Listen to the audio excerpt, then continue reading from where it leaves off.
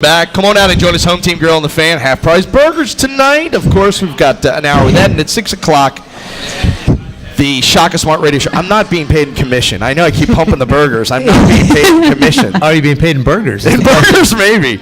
I'm going to let you do the honors for our first guest tonight. Absolutely. So our first guest today is our women's volleyball coach, Jody Rogers, who came to us last winter after a very, very successful career at the University of Indianapolis, which included a National Coach of the Year and a Final Four run. Yes. So I would like to say welcome back, Coach. Thanks for having me, Ed. Appreciate it. First one is done. Yes. And? A lot of good things, but a lot of things we need to improve upon. Of course. We're 0-0 right now, aren't we? Absolutely. Thank God. So, at this point, season's over, break happens, classes start up in, a little bit now. How do you get going with the spring season? Because a lot of people don't know. Volleyball goes fall and spring. Fall's the championship time. Spring's the time we get better. Yeah. So, what's the process now for our student athletes when they get back? I think it's great that our season ends and then you get a good break with Christmas with family and get to debrief and then come back and get excited about the spring season, because that's when championships are made. Working in the off season, getting stronger mentally, physically, everything. So they're going to jump on that. We're going to, we have about 8 girls that are going to be in the spring, and then with additional 8 recruits that we're bringing in for 2014, we're looking for a great season next year. You talk about the spring is when championships are made. I know last spring when you got here, it was a little bit of a shock to our student athlete system. Absolutely. When they had their first practice with you. Yes. How much did you want to have to temper back what you wanted to do, or was it let's go, this is what it's going to be like? No, I think it was a combination of we wanted to integrate a new offense, and then they gravitated towards it after. It took them a little bit while longer, but then they embraced wanting to work hard, and then so basically I just went on the road actually, and Kylie and Chad did a great significant part on the court stuff. This spring I'm going to be a little bit more on the court because we got to jump on recruiting. Yep. So I'm just looking forward to getting them better in the gym, and just the mental aspect.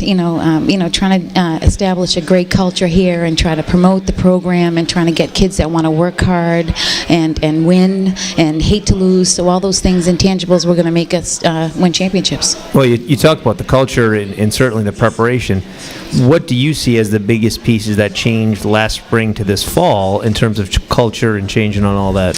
Just that the girls need to understand that they need to embrace each other. They need to play together, win together, and work together. And there can't be just one missing weak link. Everybody has to do their job effectively for us to reach where we want to go. And it's never, if you have a bad game, you're bad, or you need to do this. It's everybody gravitates to each other. You try to embrace each other and try to get better every day. How much did Romana's evolution a little bit as a player? Didn't really do a whole heck of a lot last fall. This fall, she was a conference player of the year. How much did the spring help her, and then how much further can she go?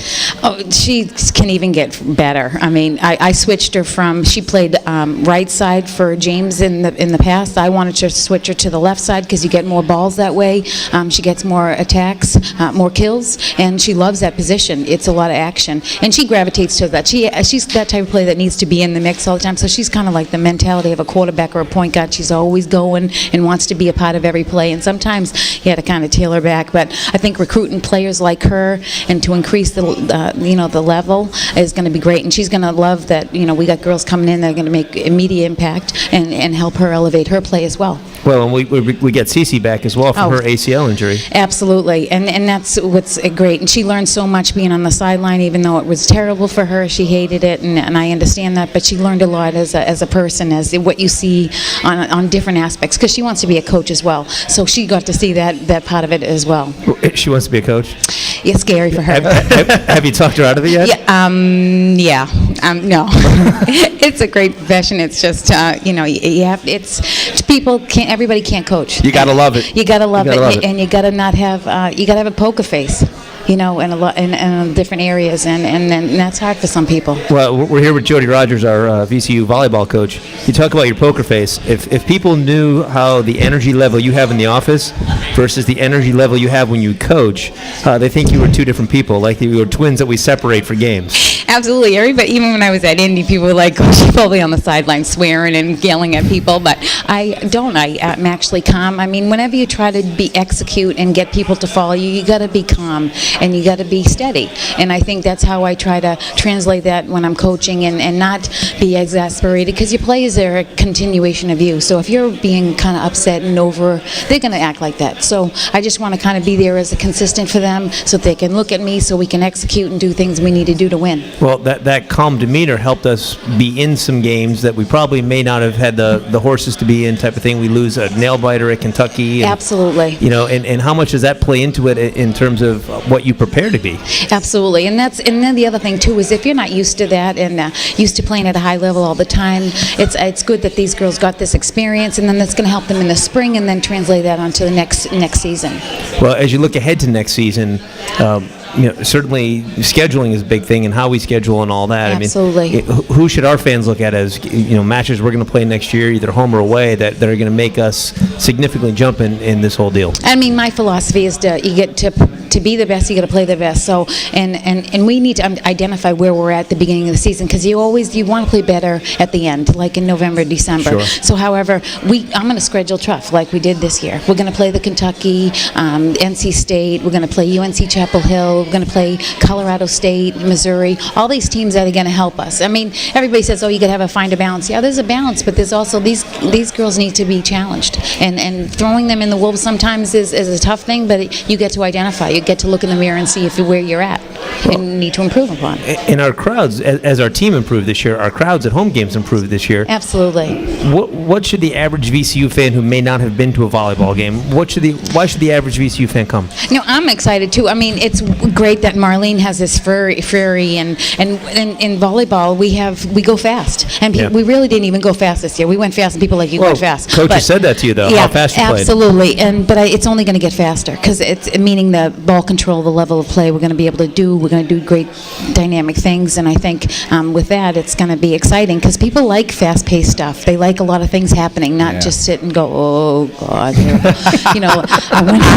everybody starts to stress out, and in volleyball you can really stress out that it's over in like 10 seconds. In soccer you're running all over the field and you get mad and you're trying to direct traffic and not happening. So, with that said, I think it's just going to be more exciting, getting more players in that want to play at this level and contribute. So I'm excited for what the future holds. Well, you talk about the future, recruiting. How much can we talk about recruiting, kids who've signed? Absolutely. I mean, we got 8. We got 2 local Virginia kids that came as walk-ons, and they're both Under Armour All-Americans. And we got a lot of great kids coming in, and kids from all over, San Francisco, Arizona, and one from Minnesota. Actually, the Minnesota girl her sister is the starting middle blocker in Wisconsin. So, it's exciting, But, everybody says, oh, recruiting's great and everything. No, but they still have to come and play for you. They still have to, establish themselves as a person and a student athlete and just motivate to win.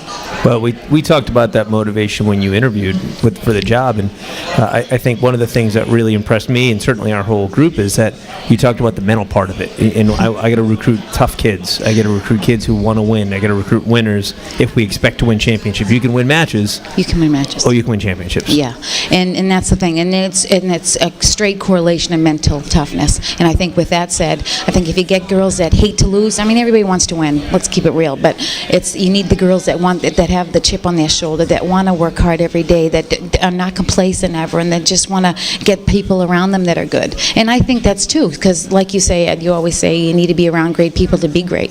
And I think that's what we need to do with the volleyball program. So we talk about championships. Last year on the show, you predicted the Red Sox to win the World Series in 6 games. And I was correct. And you were correct. The worst team in baseball wins the World Series, and you called it. I did. What do you have for us this year?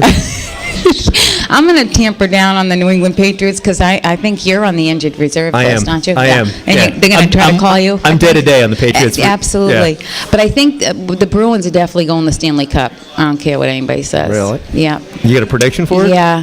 7. 7. To win in 7. To win in 7. All right. Wow. I will tell Kowalczyk to put that in as a mortal lock and write it down. Absolutely. She is. She's got a great win. Jody, thanks so much for Thank you joining guys us. for having me. I Really appreciate it. Let's take a quick time out. When we come back, we're going to talk about the economic impact study that was produced for the Redskins training camp by VCU's Center for Sport Leadership. That's coming up next on An Hour with Ed, right here, live from Home Team Grill and the Fan on ESPN 950.